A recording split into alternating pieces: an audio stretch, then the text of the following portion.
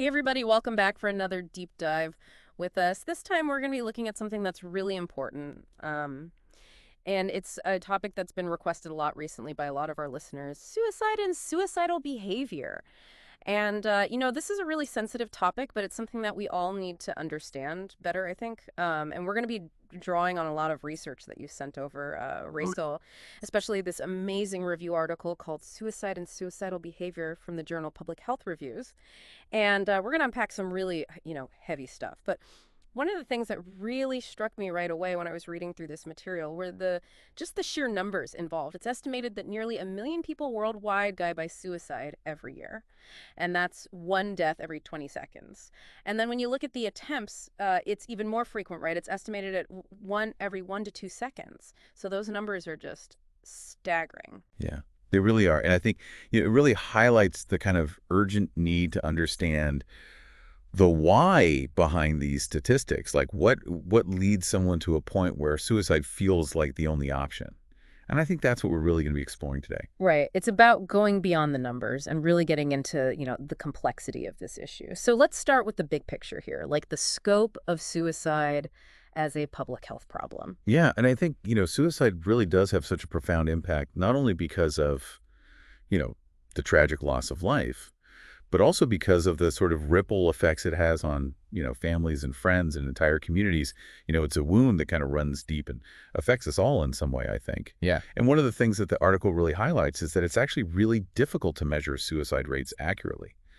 There's a lot of underreporting, especially in less developed countries, so the actual numbers are likely even higher than what we even realize. Wow, that's a sobering thought. It really makes you realize that this issue is even bigger than it appears. Yeah, and just to kind of try to get a little clearer picture globally, the article mentions this WHO World Mental Health Survey Initiative, and they surveyed over 84,000 adults across 17 different countries to study suicidal behaviors. And one of their key findings was that about 60% of individuals who attempt suicide actually do so within a year of first having suicidal thoughts. A year. Wow, that's a really short time frame. It really makes me think about the need for early intervention. But I guess that begs the question, what leads to those suicidal thoughts in the first place? Yeah, and that's a really complex question. There are a lot of different things that can contribute. But the research definitely shows a really strong correlation between mental health disorders and suicide. In fact, around 90% of suicide cases actually involve a diagnosed mental disorder. 90%. That's a huge number. So it seems like understanding mental health is really key here. But what are some of the specific disorders that are most often linked to suicide? Well, major depression is a big one, as well as substance use disorders. We also see a strong link with certain personality disorders, like borderline personality disorder, which often involves, intense emotions and unstable relationships, difficulty with self-image. And then there's schizophrenia, a disorder that can cause, hallucinations and delusions, difficulty thinking clearly. And these disorders all kind of come with their own, unique challenges that can really increase that risk of suicide. Yeah, it sounds like it's about more than just having a diagnosis, right? It's about the specific challenges and the ways that these disorders can make someone more vulnerable. So if someone is struggling with one of these conditions, it seems like just being aware of that potential for suicidal thoughts is really important. Oh, absolutely. Early detection and treatment are just vital. But it's also important to keep in mind that not everyone with a mental illness attempts suicide. So there are other pieces to this puzzle that we need to think about. And the article goes into some of those other factors as well, like, for example, the roles of aggression and impulsivity. Aggression and impulsivity. Those seem like two pretty different things. How do they tie into this? Well, it's complicated. We do see that there are higher levels of aggression in individuals who attempt suicide, particularly in those who use more violent methods. But the link between impulsivity and the severity of a suicide attempt, that's a little less clear. Some research suggests that impulsivity is associated with, less lethal attempts, like the person's acting on a sudden urge. But other research suggests that impulsivity can contribute to more planned and potentially more lethal suicide. So it's a bit of a paradox. So someone could make a detailed plan but still be acting impulsively. Exactly. It's not always a straightforward thing. Having a plan doesn't necessarily mean that the decision to act on that plan wasn't impulsive. In fact, one study found that 24% of survivors of near-lethal attempts actually decided to act within 5 minutes of the thought even entering their mind. 5 minutes. Wow, that's a really short window of time to make such a huge decision. It really underscores how quickly things can escalate, and it makes me think about the differences we see between men and women when it comes to suicide. We know that men are more likely to die by suicide, but women attempt it more often. Could this difference in impulsivity and how it kind of interacts with maybe the methods that are used, could that be playing a role? Yeah, that's a really interesting question. And the research does suggest that there might be a connection there. For example, men might be more likely to express aggression outwardly, like through anger or violence, Hmm. while women might be more likely to kind of internalize it. And these different ways of expressing aggression, they could be contributing to the different outcomes that we see. That's a really interesting point. It's like these traits manifest in different ways, and that in turn can affect how a suicide attempt unfolds. But it seems like we're still missing a piece of the puzzle here. What about the emotional and psychological side of things? Yeah, you're right. We can't overlook the just immense emotional pain that often drives these behaviors. And the article uses a really powerful term to describe this, psychache. Psyche. That sounds intense. What does that actually mean? So it was coined by a suicidologist named Edwin Schneidman, and it's meant to describe this kind of unbearable mental anguish, this deep, soul-crushing pain that can come from unmet needs and negative emotions, and just this sense of hopelessness. That word psyche really captures the intensity of that experience. And you're saying that this kind of pain is a major driving force behind suicide. Yeah, absolutely. And what often makes it even worse is the difficulty that people have in communicating this pain, in finding the support and understanding they need. Imagine feeling that level of agony and not being able to express it, not being able to connect with others. It creates this just terrible sense of isolation. Yeah, I can see how that would make things feel just unbearable if you're trapped in that kind of pain and you feel like you can't reach out. It must feel like there's no way out. Exactly. And the article mentions a study where they actually developed a scale to measure mental pain.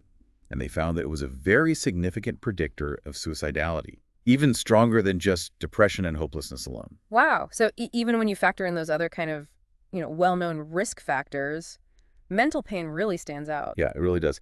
And this kind of leads into another important concept that the article discusses, which is Joyner's interpersonal theory of suicide.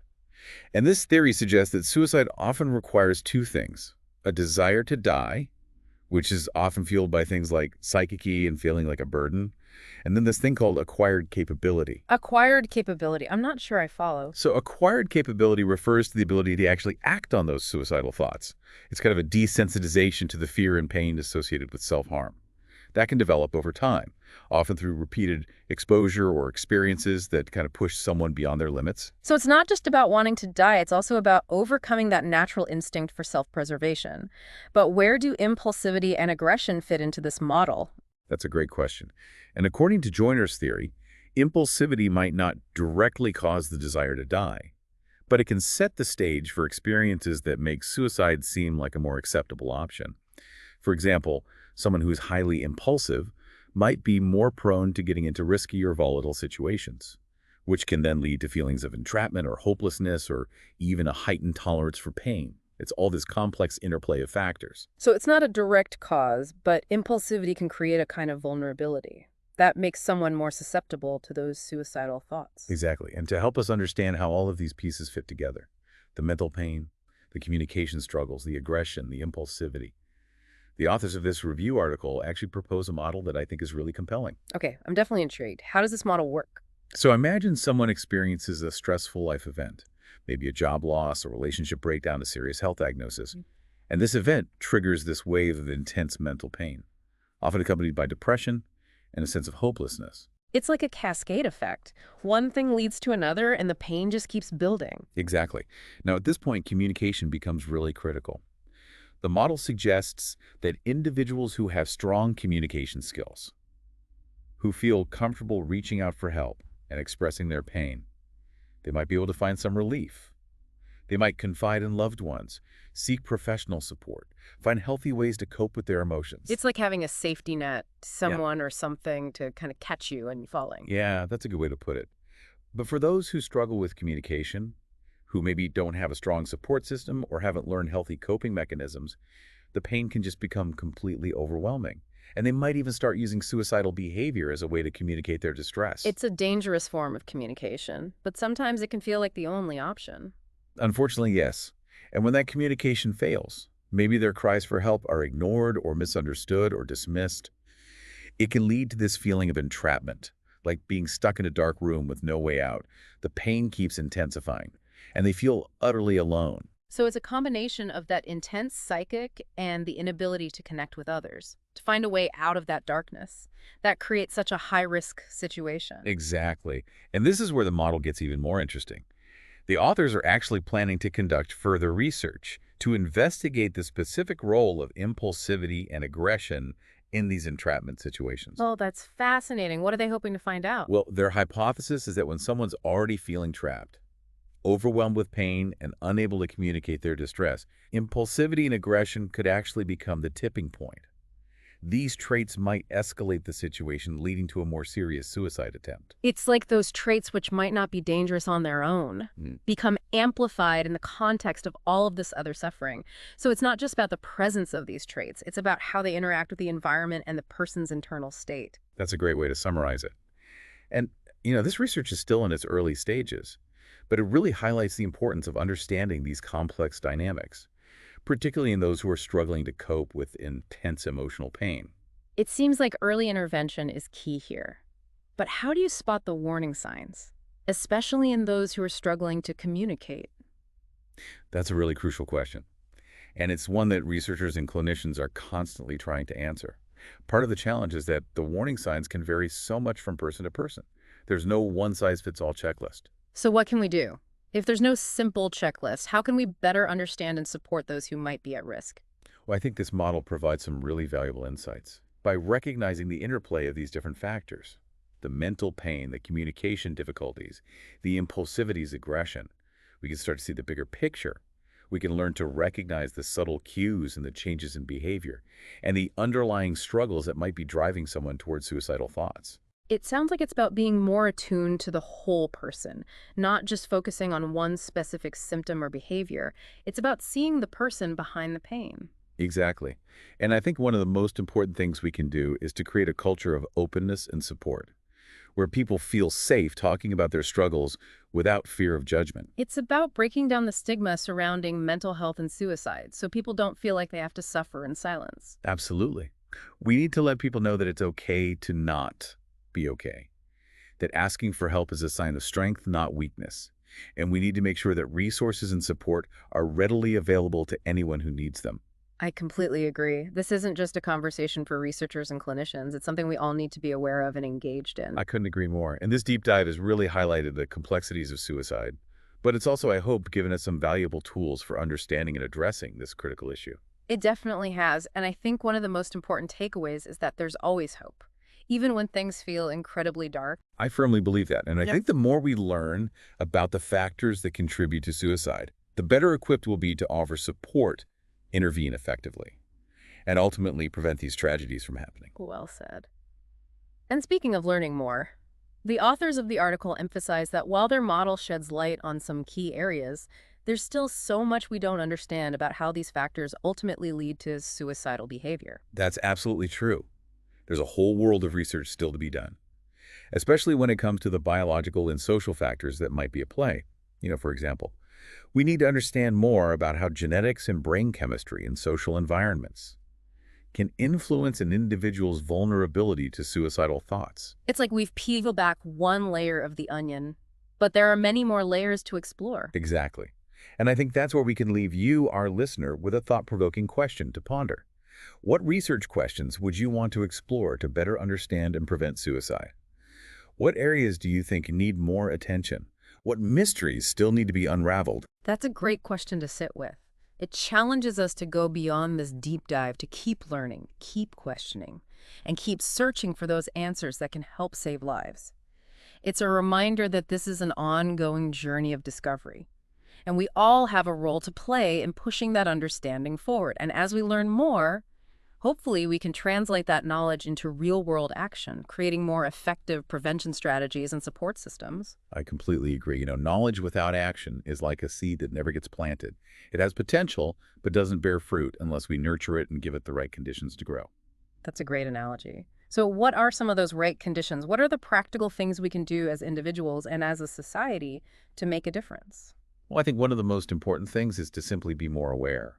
We need to educate ourselves about the warning signs, understand the risk factors, and challenge the stigma that often surrounds mental health issues. The more we talk about these issues openly and honestly, the easier it becomes for people to reach out for help. It's about creating a culture where it's okay to not be okay, where vulnerability is seen as a strength, and seeking help is encouraged, not stigmatized. Exactly. And it's not just about recognizing the signs in others. It's also about paying attention to our own mental health. We all go through difficult times, and it's important to have healthy coping mechanisms in place, to know when to reach out for support, and to prioritize self-care. It's like putting on your own oxygen mask first before helping others. You can't pour from an empty cup. Precisely. And we also need to remember that professional help is available. The therapists, counselors, support groups, hotlines, these are all valuable resources for those who are struggling. There are people who are trained to listen to offer support and to guide individuals towards healing and recovery. It's so important to emphasize that seeking help is not a sign of weakness. It's a sign of strength, of recognizing that you need support and taking steps to get it. And there are people who genuinely care and want to help. Absolutely. And even if you're not struggling yourself, you can still make a difference. Simply being there for someone listening without judgment, offering a kind word or a helping hand. These small acts can have a profound impact. It's true. Sometimes the most powerful intervention is just letting someone know that they're not alone, that they matter, and that there is hope. And I think that's a good note to end on, a note of hope. This has been a heavy but incredibly important conversation, and I hope our listeners feel empowered by the knowledge we've shared and inspired to continue exploring this topic, asking questions, and contributing to a world where fewer lives are lost to suicide. I wholeheartedly agree. It's been a pleasure diving into this topic with you and with all of you listening. Let's keep the conversation going, spread awareness, and work together to build a future where every life is cherished and protected. Until next time, keep those curious minds engaged. We'll be back soon with another deep dive into a fascinating new topic. Like, somebody who's highly impulsive might be more likely to get into risky situations. And those situations can lead to feelings of being trapped or hopeless, or even a higher tolerance for pain. So it's like all these factors are kind of interacting. So it's not like a direct cause, but it's like impulsivity can create this vulnerability. Exactly. And to help us understand how all of these pieces kind of fit together, the mental pain, the communication struggles, the aggression and impulsivity, the authors of this review article actually propose a model. And I think it's really compelling. I think it helps tie things together. Okay, yeah, I'm definitely intrigued. How does this model work? Okay, so imagine someone experiences like a stressful life event. Maybe it's a job loss, a relationship breakdown, or a serious health diagnosis. And this triggers a wave of really intense mental pain. And that mental pain is often accompanied by depression and hopelessness. It's like this domino effect. Like one thing leads to another and the pain just keeps building. Exactly. And then at this point, communication becomes really critical. Because the model suggests that people who have strong communication skills, who feel comfortable reaching out for help and expressing their pain, those people might be able to find some relief. They might confide in loved ones or seek professional support or find healthy ways to cope. It's like having a safety net. You know somebody to catch you when you fall. Yeah, that's a good analogy. But for folks who struggle with communication, who maybe don't have that strong support system or haven't learned how to cope in healthy ways, the pain could just become overwhelming. And they might even start using suicidal behavior as a way to try to communicate their distress. It's a dangerous form of communication, but sometimes it feels like the only option. Unfortunately, yeah, that's true. And when that communication fails, maybe their cries for help are ignored or they're misunderstood. It can lead to a feeling of being trapped. It's like you're stuck in a dark room with no way out. The pain just keeps getting worse, and you feel completely alone. So it's like this combination of the psyche and the inability to connect with other people, to find a way out of that darkness. That creates such a high-risk situation. Exactly. And this is actually where the model gets even more interesting, because the authors are planning to do more research, to really investigate the role of impulsivity and aggression in these entrapment situations. It's really interesting. What are they hoping to learn? Well, their hypothesis is that when someone is already feeling trapped, like they're overwhelmed with pain and they can't communicate, that's when impulsivity and aggression could become the tipping point. So like those traits might escalate the situation. And that could lead to a more serious suicide attempt. It's like those traits, which by themselves might not be dangerous, become really amplified when you add in all this other suffering. Right. It's not just about having these traits. It's about how they interact with everything else that's going on. With the environment and with their internal state. Exactly. And, this research is still in the early stages, but I think it really shows us how important it is to understand these really complex dynamics, especially in people who are struggling to cope with really intense emotional pain. It seems like early intervention is so important, but how do you spot the warning signs, especially when someone's having trouble communicating? That's a great question. And it's something that researchers and clinicians are really trying to figure out. Part of the challenge is that the warning signs can be different for everyone. There's no easy checklist. So what can we do if there's no simple checklist? How can we better understand and support the people around us who might be at risk? Well, I think this model that we've been talking about gives us some valuable clues. Yeah. By understanding how these different pieces fit together, the mental pain, the communication difficulties, the impulsivity and aggression, we can start to see a bigger picture. And we can start to learn how to recognize the more subtle warning signs, the changes in behavior, and the struggles that might be underneath the surface. So it's about being more attuned to the whole person, not just focusing on one specific symptom or behavior. It's about really seeing the person behind the pain. Exactly. And I think one of the most important things we can do is to really try to create a culture of openness and support, Yeah. where people feel safe talking about their struggles without feeling judged. It's about breaking down the stigma around mental health and suicide, so people don't feel like they have to keep everything bottled up inside. Yes, exactly. Yeah. We need to let people know that it's okay to not be okay, and that asking for help is a sign of strength, not a sign of weakness. And we need to make sure that anyone who needs help can get it. Absolutely. This isn't just a conversation for researchers and clinicians. This is something that all of us need to be aware of and involved in. Yeah, I couldn't agree more. And, this deep dive has really shown us how complex suicide is, but I hope it's also given us some tools to understand it better and some ideas for how to address it. It definitely has. And I think one of the big takeaways for me is that there's always hope, I agree. even when things feel really dark. I truly believe that. And the more we learn about suicide and what contributes to it, the better we'll be able to support people and intervene effectively, and hopefully prevent more of these tragedies. Well said. And speaking of learning more, the authors of this article point out that even though their model sheds light on some important areas, there's still so much that we don't know Yeah, for sure. about how these factors actually come together to lead to suicidal behavior. That's true. There's a lot more research that needs to be done, Mhm. especially when we think about the biological and social factors that might be involved. Like, we need to understand more about how genetics and brain chemistry, and even things like social environments, can make someone more vulnerable. It's like we've peeled back the first layer of the onion, but there are so many more layers to explore. Exactly. And that's actually a good place to leave you, our listeners, with something to think about. What research questions would you want to explore to try to understand and prevent suicide? What areas need more attention? What mysteries still need to be solved? That's a really great question, and it challenges all of us to go beyond just this deep dive, to keep learning and keep asking questions, and keep searching for the answers that could help us save lives. Yeah, it's a reminder that this is like an ongoing journey, and we all have a part to play in figuring things out. And as we learn more, hopefully we can actually, use that knowledge to make things better, to create better prevention programs and support systems. Yeah, I think that's really important. Knowledge without action is kind of like a seed that never gets planted. It's got potential, but it's not going to do anything unless we nurture it and help it grow. That's a great analogy. So what are some of those right conditions? What can we actually do to make a difference?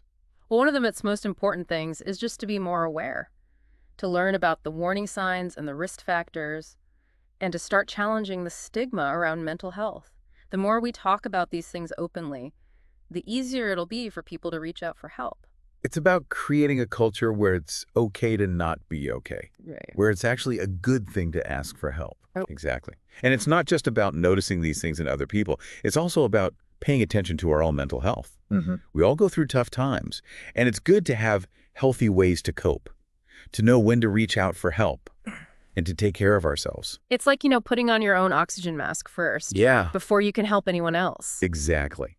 And we also need to remember that professional help is available. There are therapists and counselors and support groups and hotlines. There are people who are trained to listen and to help. It's so important to remember that asking for help is not a weakness, it's a strength. It means you're recognizing that you need support and you're doing something about it. Exactly. And even if you're not struggling yourself, you can still help other people just by being there for them and listening without judgment. offering a kind word or a helping hand. That's so true. Sometimes just letting someone know that they're not alone, that they matter, and that there's hope, that can be the most powerful thing. And I think that's a good place to leave things today. On that note of hope, this has been a really important conversation. And I hope everyone listening feels like they've learned something and that they're inspired to keep learning more about this, to keep asking questions, and to help create a world where fewer people feel like suicide is their only option. Couldn't have said it better myself. It's been Oh, great talking about this with you and with all of you listening out there. Let's keep this conversation going. Let's spread awareness. And let's work together to make sure that everyone feels supported and valued. that's what it's all about. Thanks for joining us for another deep dive. We'll be back soon with another episode. Until then, stay curious.